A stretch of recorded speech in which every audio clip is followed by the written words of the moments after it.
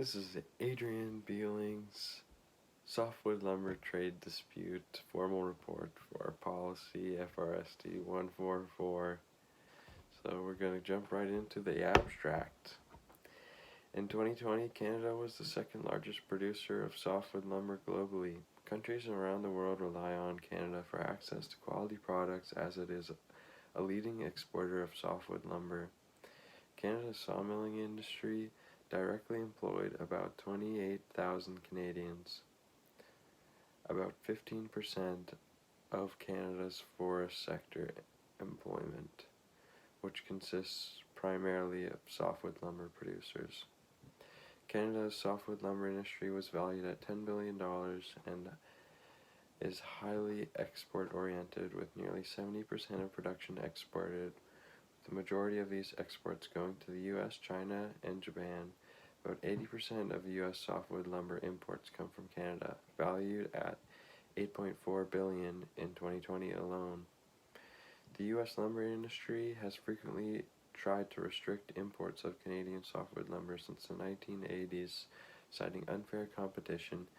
These restrictions have been through the application of U.S. countervailing and anti-dumping duty laws. Domestic supply, however, only meets 70% of the country's softwood lumber demand. The U.S. National Association of Home Builders calculates that every additional $1,000 USD in home construction costs puts home ownership out of reach for more than 150,000 U.S. families. Before you doze off or think to yourself that this topic isn't really for you, you need to understand that Canada's forest sector operates in more than 600 communities and provides 230,000 direct jobs and more than 600,000 indirect jobs, which is basically the population of Vancouver Island. So, that's a lot of people that kind of rely on this industry to be successful, and small tariffs here and there have huge impacts for this massive population in varying degrees. And if you think to yourself, oh, they should just get a different job, man, you also must realize that there are more than 1,400 or 1,400 Indigenous-owned businesses in the country's forest sector. That's a lot of people that really rely on the forest still, and that's should probably care about it a little bit.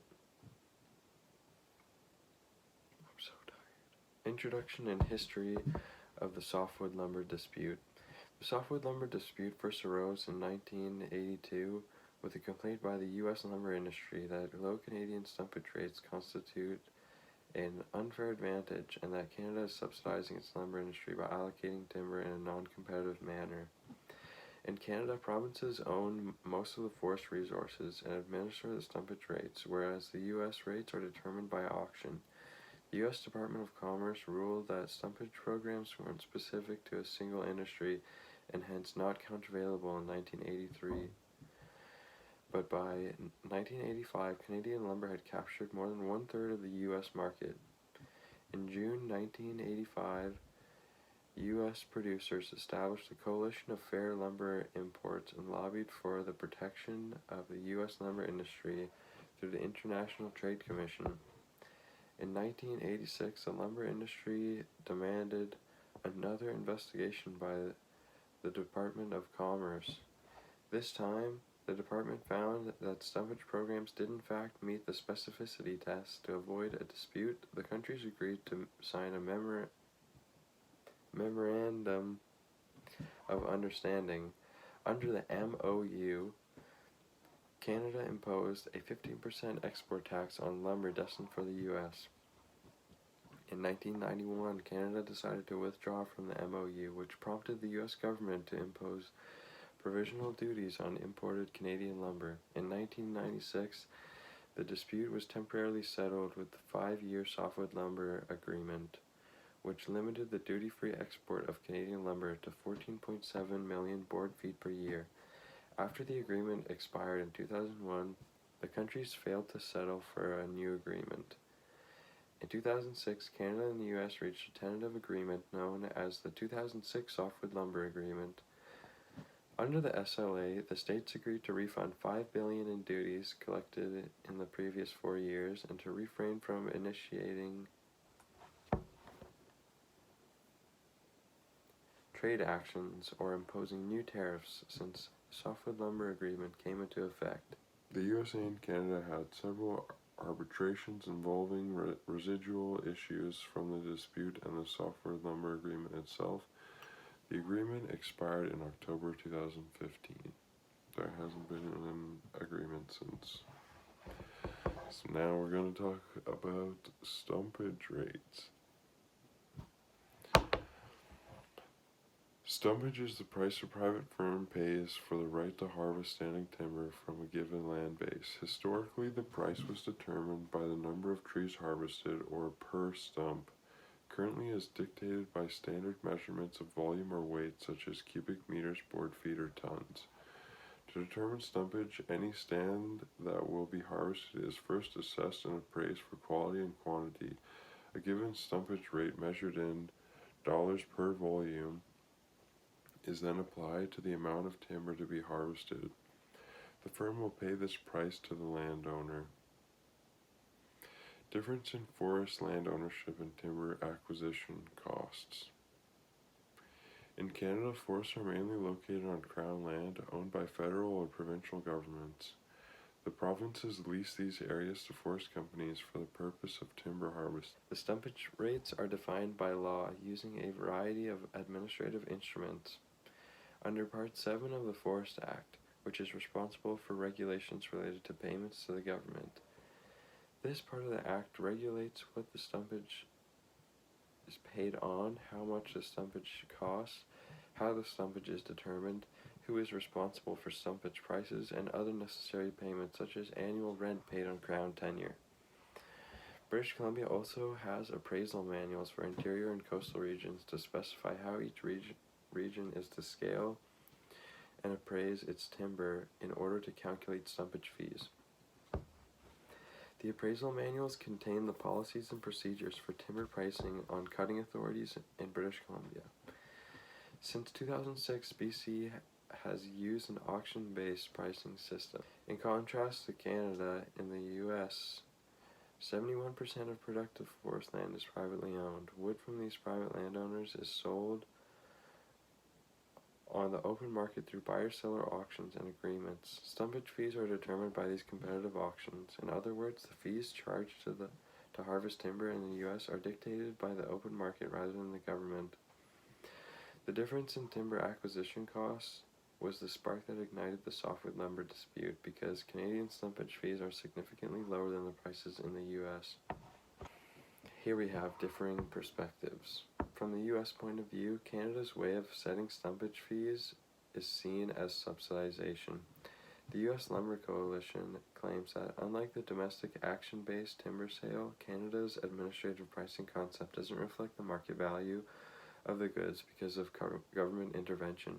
By harvesting timber on Crown land at artificially low rates, Canadian companies are actually taking advantage of subsidies, which is an unfair practice and should therefore be subject to trade remedy laws. These laws envision the imposition of countervailing or anti-subsidy duty on this type of foreign goods as a way to compensate for the subsidy and restore the price to match market rates. As a more recent development, the USA also made dumping allegations, claiming that the price of Canadian lumber on the U.S. market is lower than the cost of production or the selling price in Canada. As a result of this dumping, the lumber companies have acquired a large share of the U.S. lumber market. From Canada's point of view, the Canadian government defends its system, challenging the subsidy claim itself and the associated countervailing duty based on the grounds of said claim. Since the wood is used In a wide range of industries, it doesn't qualify as a subsidy under U.S. law, which states that countervailable subsidies must be specific to a certain industry. According to Canada, the actions of the U.S. are driven by protectionism rather than unfair practices, which is something that Canada has proven multiple times in various trade courts. Here's the current state of softwood lumber trade with the U.S. The 2006 Softwood Lumber Agreement provided stability and predictability until its expiry on October 12, 2015, triggering the second latest round in the lumber dispute. On November 25, 2016, the committee overseeing Action for Lumber International Trade Investigations or Negotiations filed a petition with the U.S. Department of Commerce alleging Canadian lumber is unfairly subsidized and dumping into the U.S. market, launching the Lumber 5 proceedings.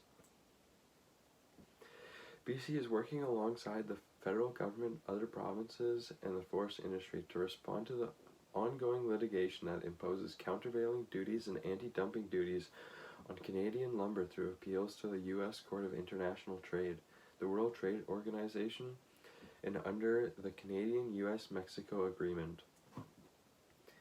Alberta Agriculture, Forestry, and Rural Economic Development Minister Nate Horner said the higher tariffs are completely unacceptable. Any amount of duties unfairly targets our softwood lumber exports, and these decreasing and then increasing rates create uncertainty on both sides of the border, he said in a news release. In the past, U.S. claims regarding unfairly traded softwood lumber were found to be baseless, and negotiators are confident that this will ultimately be the case once again. But until then, lumber prices will continue to be volatile and risky, which is bad for all forms of business that are connected to their prices in some way or another. The British Columbia Lumber Trade Council says the tariffs make no sense because the U.S. does not produce enough softwood to meet its own demand. Although the U.S. Lumber Coalition denies this. Investigations in BC. The U.S. Department of Commerce investigated the BC stumpage pricing policy, BC log export policy, BC Hydro Power Smart, BC Hydro electricity purchasing agreements, and motor fuel tax refund for off-highway purposes to determine whether forest companies are being subsidized by the BC government. The BC government claims that they do not subsidize the forest industry through these outlets. Results of softwood lumber tariffs. At current lumber prices, CIBC analyst Hamir Patel calculates that for every 1,000 feet of softwood lumber Canada exports to the U.S., there will now be an extra $99 in tariffs tacked on, which is up from $54 earlier in 2021. The U.S. Department of Commerce announced in November that it would be imposing an average duty of 17.9% on softwood lumber imported from Canada, twice the previous rate at 8.99%. While the dispute has gone on for decades, Patel ultimately thinks that the two sides will eventually work out some sort of deal that will see the tariff money returned, but we don't believe any deal is likely to be materialized until late 2022 at the earliest, and more likely 2023 given the U.S. midterm elections next year, Patel wrote in a note to clients. Since 2017, an estimated $5.6 billion in duties have been collected from Canadian softwood lumber producers. As a result of these tariffs, Canada's forest industry is less stable, which increases risk and negatively impacts profits, investments, hiring workers, undertaking product research and innovation, and focusing on enhancing exports. Finally, in case you're wondering, yes, I did read an entire page worth of reference articles. So, to end off this discussion. I'm going to travel by horseback since I don't have a car anymore. I'm going to travel to a local brothel to interview some local businessmen and women. Thank you for your time.